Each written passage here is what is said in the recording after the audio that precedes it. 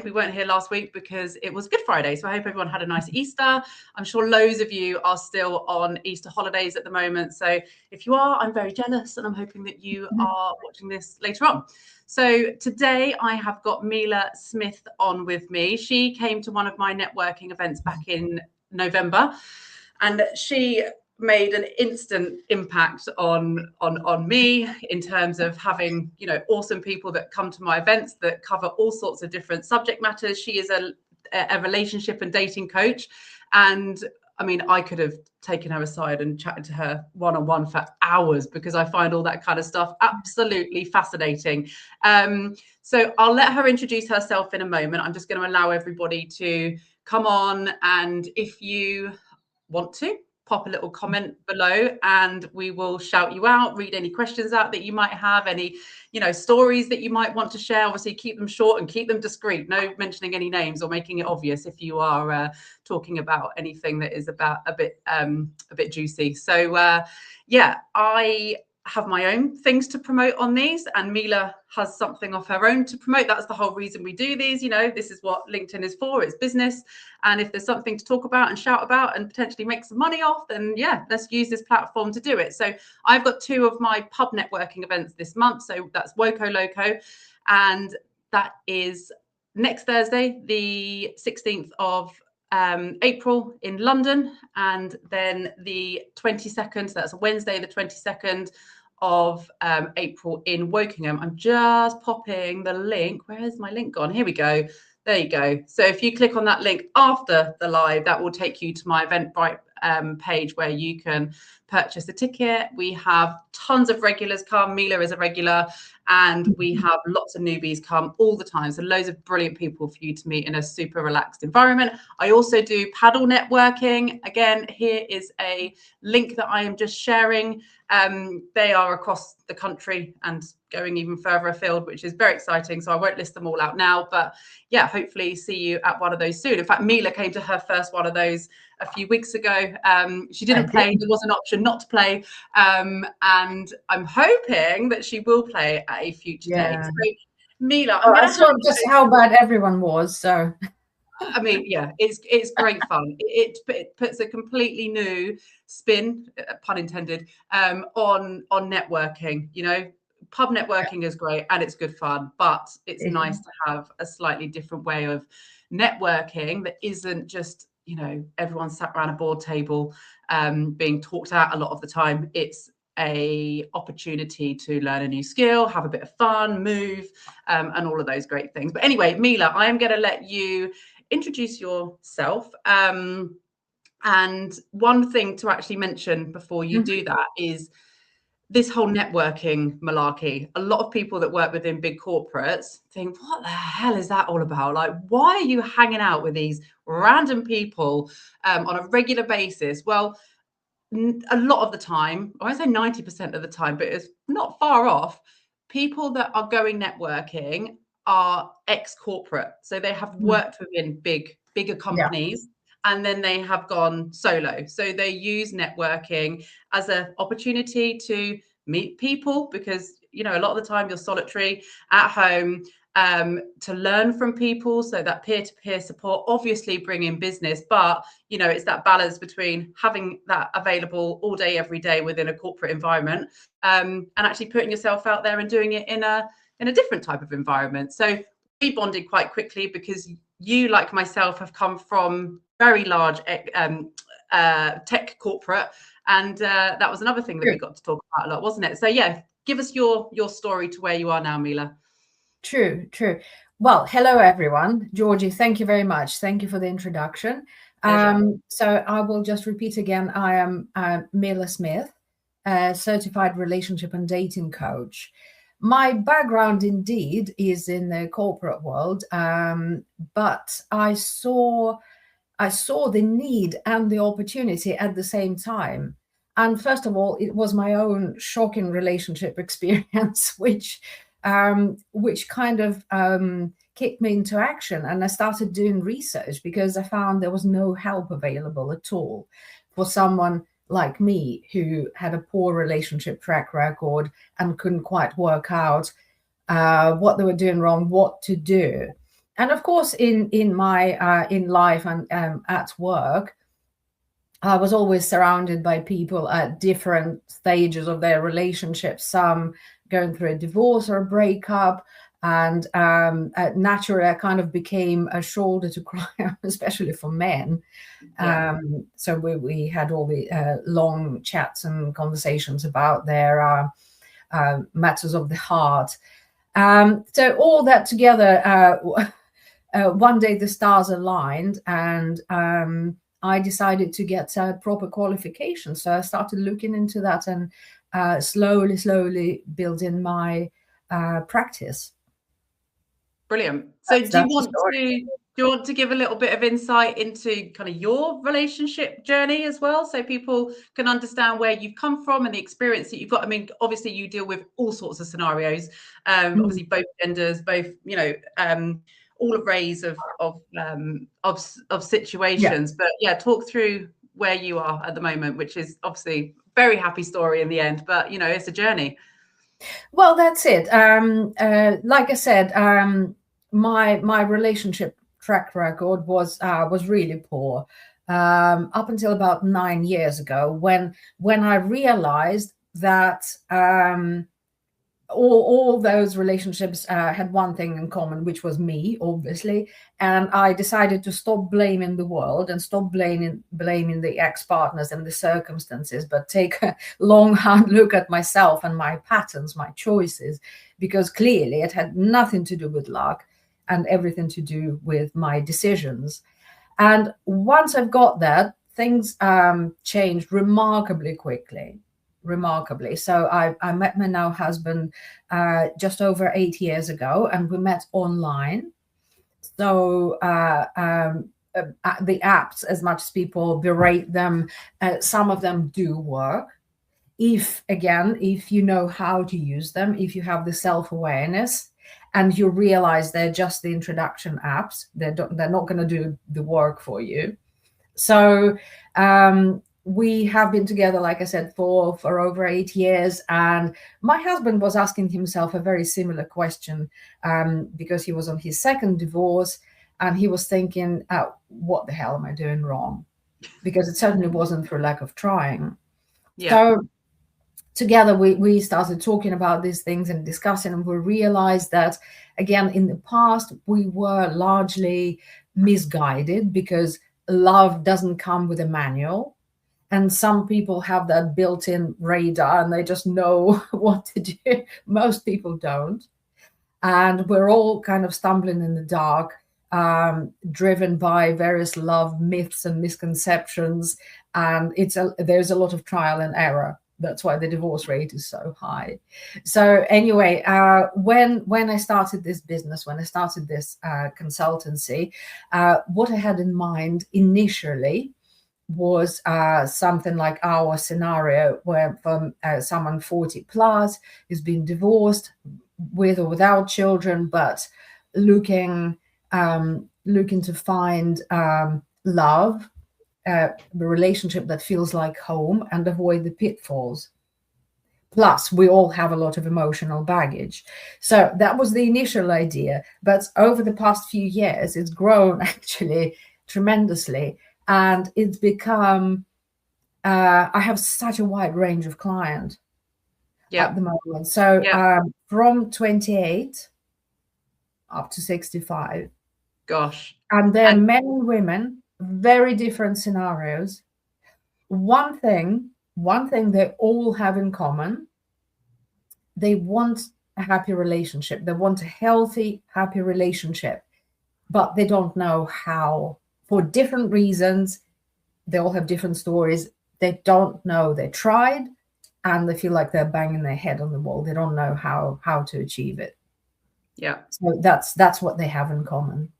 Yeah. So explain the science. I mean, this is called, the science behind relationships. So yeah, we have to go into all the details. I appreciate it can go down all sorts of rabbit holes, but top a highlight reel of what you've taken away from it, and how you look at it, and how you get others to look at the science behind relationships. Well, whether you like it or not, guys, but love in general in our culture is seen as something very mystical, and it has been heavily romanticized. So literature, Hollywood, family legends, they all contribute to the picture we have in our mind. But fortunately, the last couple of decades, there's been a lot of research. Some very serious scientists, psychologists and anthropologists and sociologists have been studying love, relationships, and it's not that mysterious and mystical at all. From where I'm sitting, I can explain everything. Whatever happens in your life and your partner's life, all these behaviors, all these tendencies can be explained by science.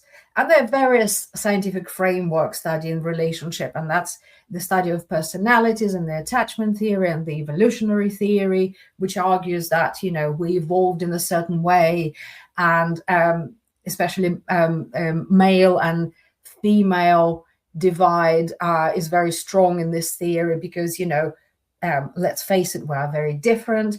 Men and women have different brain architecture, and often we misread each other. We speak the same language, but the meta message behind the words is different for men and for women. So that sometimes, you know, that leads to misunderstanding. And in heterosexual dating and relationship, this is something we should be aware of.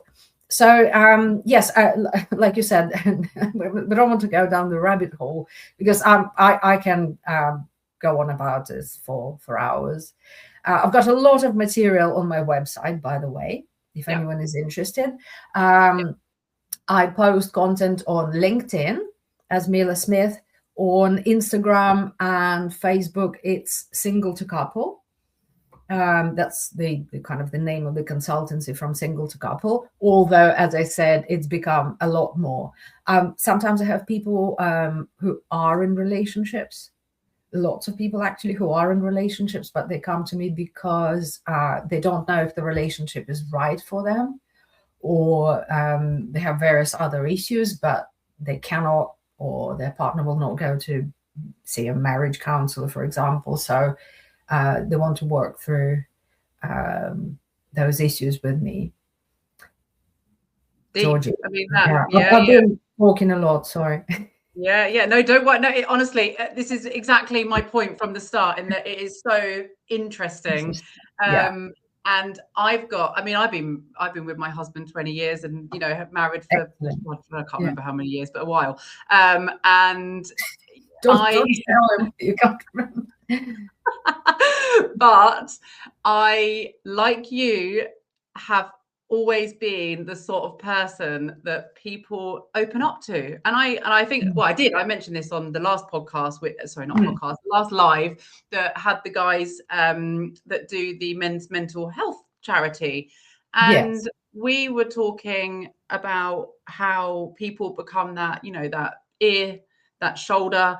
However, I don't know what to do with a lot of these situations, especially when they're quite deep. You know, if it's day-to-day kind of, you know, sometimes quite funny stories about dating disasters and things like that. But quite often people are saying, I'm so miserable because I can't find anybody. What is wrong with me? I've been on these dates and it's ended after, you know, one or two. And, you know, there seems to be this cycle. Like, I don't know. And I don't bloody know. Like, I haven't got a clue.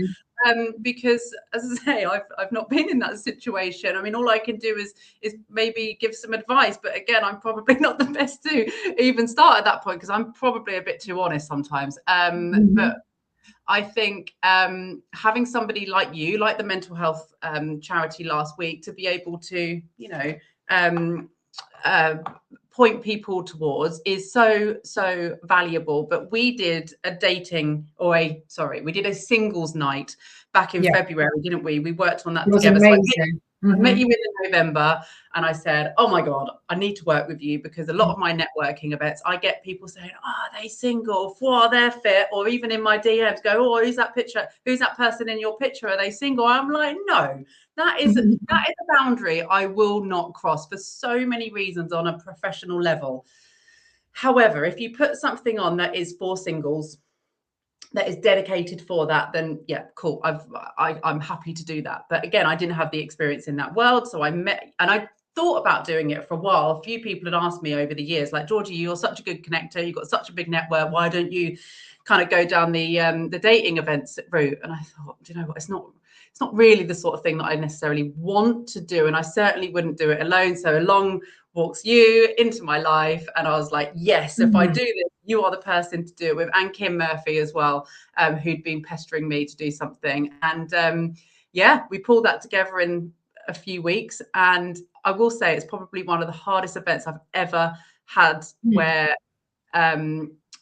getting people along to had been really difficult. So it's that commitment. It's like, oh yeah, I'll come, or oh, I'm thinking about it, or oh, can I bring a mate, for moral support? And it was hard, and I almost pulled it a few days before because there was a lack of sign-ups, or there was a lot of women and not too many men. And then it's and then people go, oh, I'm sure you get loads of guys that want to go. Actually, no, women want to come because they see it as a bit of a night out and an excuse to get dressed up and have a nice time. But it was tough. But it was a success in the end. We had a brilliant number come. We had a nice range of people and ages, and the venue was great, and they really looked after us, and it wasn't too formal, it wasn't overly casual, but it was relaxed. And you did a piece about and Kim did as well, about confidence and just putting yourself out there, and it was great. We are aware of a couple of separate couples that have gone on dates afterwards, which is happy. And I see that's the main thing. As I say, it's great. But the reason I feel I can bring somebody like yourself on to have these discussions is because I have spent most of my adult life listening and supporting friends that are going through all sorts of situations with their relationships, or lack of relationships. So it is so well, and we put this on LinkedIn, didn't we, when we were promoting that singles event? Oh, there we go. There's Kim. Kim's just piped up. Yes, that was you, babe. She just commented, did someone say my name? Yes, we did, babe. The one, the only. We put a post on LinkedIn to say, people think that this is a really unprofessional subject matter, dating and relationships. Oh, what nonsense. So let's talk a little bit about, dating in the workplace. So I put a few things on my post this morning when I was talking about this. So, okay, is it ever okay to ask a colleague on a date? What do you think? Yes, there's some success stories which started in the workplace, or it can be a complete disaster. You need to be aware that there are three key reasons why people bond through work. And one is because they do genuinely have a lot in common. And when you experience stress, or when you experience an excitement such as winning a deal maybe, or getting an award, the hormones in our brains and our bodies cause something which is called misattribution of arousal. So this shared excitement which you're feeling, you transfer it onto the person in your circle, and that's why people bond at work quite often, or if they're in the same industry.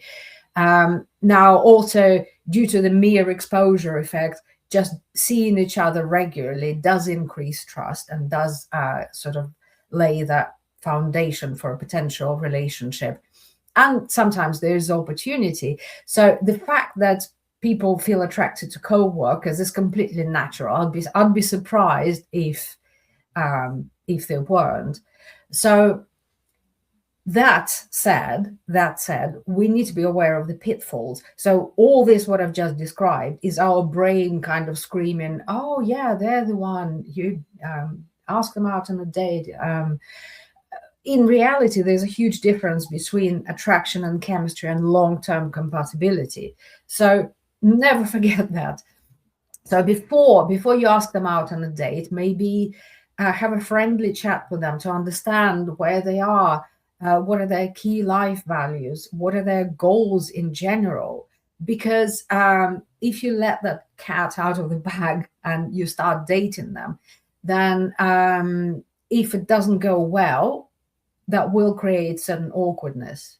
Yeah. Right? Yeah. And some people to, only take a certain part of themselves to work, right? So a lot of people have got this it's a work huge persona part and a of home us. persona. Mm. And you are only seeing one little element of them, you know, and it could Exactly. be You do something not know simple.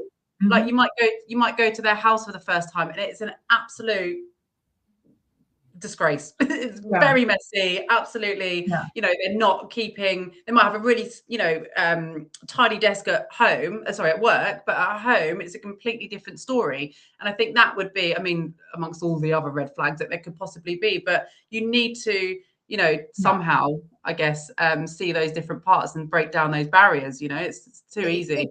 Exactly, before you actually decide, right, this is a relationship, because again, your brain will be telling them, because of the factors I described and the psychological effects, it feels like they are literally the one, and you have so much in common. Yeah. But there is the other side. So just consider this before you ask them out, before you start dating, because if it will change the dynamics inevitably. And I'm not saying it's impossible. Like I said, some great relationships start at work, but your professional relationship will be affected inevitably. Yeah. And if you don't work out as a couple, then things could become extremely awkward. So again, it is possible. Just be aware that it's not what you see at work is just the tip of the iceberg, and there are all other elements you need to consider. Yeah. Yes, but when people say, "Oh, it's not professional, it's juicy," I disagree. I disagree because I disagree as well. First of all, the need for intimacy, and not just physical but also emotional intimacy, is one of our fundamental needs. Absolutely. After, the pyramid of needs, we have the basic survival, so food, shelter, sleep, and so on. The next one after that is that intimacy. So it's a huge component of our well-being, love and relationships. And when there's something is not right, it affects everything. It affects productivity. It affects how we function, how we are in our family environment, and dating again. Why is it seen as juicy? I mean, maybe if you're just looking for hookup, but dating is simply a path. It's a route to a relationship, to happy families. And that's why I feel what I do is so important, because we're helping people find each other, compatible people find each other, build a healthy relationship, have children, have the next generation. So there's nothing juicy about that. Really. We all know what's happening with the birth rates these days, so there's not enough juiciness going on, is there? We need more juice. Yeah, get people back in the office and bonding. But you're absolutely right. I feel you don't have to be, but it's so important to try and be friends with somebody first before you go down the dating route, to get to know to get to know people and see, the good, the bad, and the ugly before you make a decision whether or not. And also, you date someone and it doesn't work out. That can be so awkward, not just for you as the couple, the ex-couple, but people around you. You've got to think outside of you and, be self-aware of everything else that it could impact. Okay. We did touch on it very quickly earlier, but about supporting people that are going through various relationship things at work. It is so important to have that open mindset to be able to be supportive. But actually, you are the perfect type of person to maybe signpost them towards, because not everyone has the answers for everything. And in a busy corporate world, sometimes you don't have the time to be sympathetic, empathetic, and then you come across like an awful manager. So having someone like yourself there, I think is key. That is all about, your network is your net worth and all of that kind of lovely stuff. So someone's actually DM'd me saying about office affairs, and that they know that two people are getting it on with each other. From what I've read, not necessarily in the office environment, but there's definitely something happening. You as the outsider from that point of view, or if you were that person sending me that message, I mean, any advice? I mean, I would probably say just stay the hell out. Keep out of it. I mean, whether to comment on it or not, that's not quite my area. No. Actually, yeah, I can talk about affairs for forever and a day. But yes, the moral aspect of it, whether to say or not, probably not. Let them, let them work it out. It really depends how close that person is to you. Do you know their family? Oh, it just gets so messy, doesn't it? But I mean, I and probably you have seen so many scenarios of that, whether it's within a close group of work friends, or, you know, there's gossip. I mean, gossip around big work organizations as well, you know, such and such is dating that person and that's happening there. And it's just, it gets quite messy, doesn't it? But and I explain why it's all this mere exposure effect and the bonding. It's understandable. The good old Christmas party, probably not a great time of year to talk about it, but I mean, that is rife for all sorts of situations. Alcohol is a huge contributor. It disinhibits, and it kind of narrows our emotional vision. So we make sometimes stupid decisions under the influence, and everyone knows that. But just going back for 1 second to what you said, people going through breakups and divorce.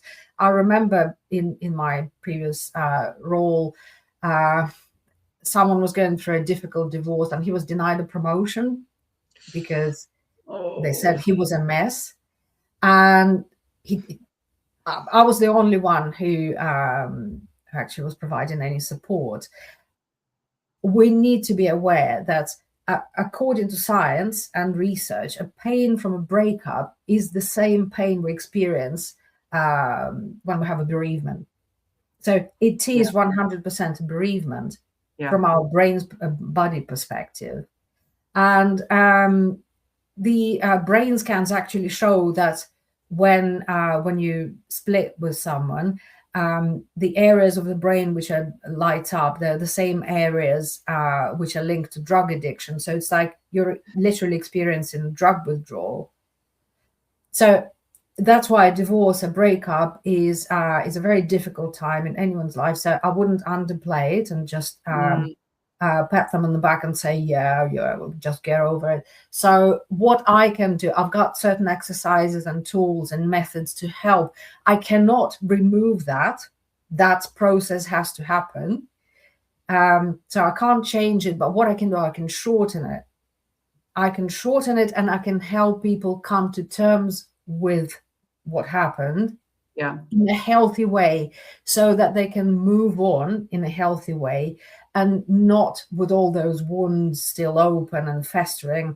When people, you've met them when they had really painful experiences, trauma and baggage, and they carry that on into their new relationship. So when I start with a new client, we always start with that. We look at what their emotional state is. Well, do they have any emotional? Well, everyone has emotional baggage, but how heavy is that baggage, and so on. Yeah. And it's so crucial. There's no point in just going straight into, dating and, what apps to use and events to go to. That is way down the line, right? It's, well, this is it. It's that the rebound effect. I mean, you always hear the phrase, they're rebounding at the moment because they've just come out of a long-term relationship. We just think, my goodness. Scary thought. And also for the people that they're meeting, it's not fair. It's not, is it? But I mean, listen, if there's any HR or people leaders out there that needs a Mila in their life to be able to signpost to, then absolutely. If the individuals are getting in touch, then get in touch and get to know the sort of services that she can provide and help your workforce with, because it's happening all the time. There's it's prevalent in everybody's lives. So we are at time. However, I do want to just very quickly ask you about first impressions when people are dating, because I get asked this all the time. Is it me? Am I not wearing the right thing? Do I smell? What's wrong with me? People quite often say. So from your point of view and the sorts of things that you coach, how important are first impressions? Obviously paramount, but are any kind of tips on a few things to really think about when you are putting yourself out there? And that's well, I guess online dating, but I'm talking more kind of out, not necessarily even at dating events, but just in general on a day-to-day basis to make you attractive to the right person. Yeah, so as you quite rightly said, the first impressions, fortunately or unfortunately, are absolutely crucial. Those, your demeanor, your look in those first few seconds, whether it's a picture online or meeting someone in person, that is how you will be seen from then on, because our brain, isn't it? It's that very quick, mentality. Our brain, again, everything can be explained by science. Our brain is designed to make those snap judgments. It's an evolutionary adaptation. But are they always right? No, they're not. It's the information we're presented with at that moment. So when you're going on the first date, absolutely try to put your first foot forward. Be authentic, but don't overshare. So by all means, talk about important things you're passionate about, but not any deep personal emotional disclosures, or talk about ex-partners. So that's for much, much later. In terms of presenting yourself, smell, obviously that's important. And I do collaborate with some stylists. People who need a little support, that can really make a huge difference. But yes, it is very important. And the adage about men being more visual is absolutely true. One of men's traits, adaptations, is that they do look at women from a certain perspective. They react more to the way a woman looks, and a healthy looking woman, well-presented woman, that is very important. I'm not saying it's not important to women, it is, but for us, in worldwide research, women will put kindness, intelligence, competence higher up than a man's security for women is their appearance. Right? So all this is important. But one thing I can say, guys, you can't fake confidence. You can't fake confidence. And if you want other people you date, to believe that you are a catch, that you are a great proposition, the first person you need to convince is yourself. Yeah, absolutely. Is yourself, because that fake confidence is actually not attractive. Yeah, start with you. No, absolutely. Yeah. Jonathan Smith has put a comment on, but I'm going to let you go back to that after, so you can go in the comments and respond to him. A really nice comment. He's very personal, telling comment that he's put in there. But yeah, thank you for that, Jonathan. And it's done it again. It did this on a live a few weeks ago. I'm gonna guess that could be Guy Griffiths that said, great chat, guys. I don't know why you keep coming through as LinkedIn user, but yeah, cheers, Guy. If it wasn't Guy, apologies. Right, last thing, and we're doing a bit of a switch here. So we've gone from talking about people that are finding it hard to find a date to people that are already in a relationship that feel like they could do with some help from yourself. So you have got an event coming up later this month. I've just popped a link there for people to click and find the booking information and the booking link. Please go to that after the live, because right now Mila's going to explain exactly what that session's about. Yes, so I've put on a webinar, a 1 hour session. It's in the evening on the 23rd of April, and it's for someone who is in a relationship, and it doesn't matter for how long, 2 or 20 years, but I've lost count how many times I heard, my relationship has gone stale, marriage has gone stale, we are more like roommates and we don't do this, don't do that. Well, I know it's not our fault. We're not taught any of that at school. We don't come with natural adaptations to maintain a lifelong marriage or a long marriage. Not everyone has that knowledge. So I will give you the latest research and some very practical tips and tricks how to inject passion and excitement into a long-term relationship, what healthy habits you need to adopt as a couple, not to turn into those we are housemates and we are drifting apart, to keep passion going. Because again, thanks to science, there are some tools, some exercises I can offer you to help with that. Excellent. Yes, please. Sounds amazing. Yes, there is a small fee, and I just wanted to say that I know many events are free, and they turn into a sales pitch. This is not going to be it. It's 1 hour of just real value, and no selling. Brilliant. We don't want sales. We don't want salesy picture. This is what I say for my networking events. Yeah. Talk about what you do, please. Absolutely. It's interesting, but don't come with a icky sales pitch. I mean, and we can go down icky things in relationships, but we have not got 6 hours. So we do have to finish up now. But honestly, Mila, that was everything that I hoped it would be. You are amazing, and I could honestly thank you. Honestly, it's such a pleasure.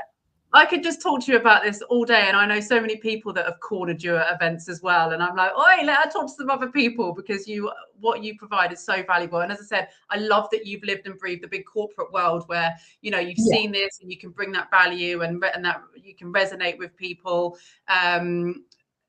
Because there's nothing worse than someone trying to coach you that hasn't lived and breathed it. So thank you so much. Like I do with all of these, I am going to put the version of this will stay on LinkedIn forever. I also put them on my YouTube channel, which is, so these are a spin-off to my podcast, The Dave and Georgie Show. We will be going with series 2 at some point, but in the meantime, I'm getting some amazing people on to interview and chat like this, which is proving to be great.